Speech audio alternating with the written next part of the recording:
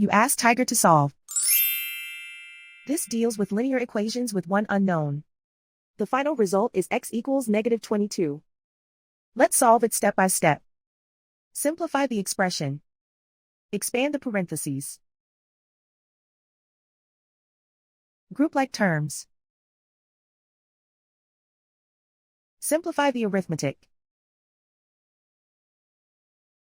Group all constants on the right side of the equation. Subtract 11 from both sides. Simplify the arithmetic.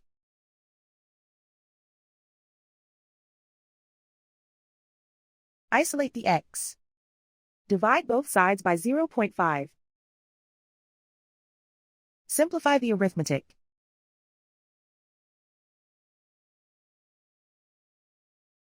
And so the final result is x equals -22.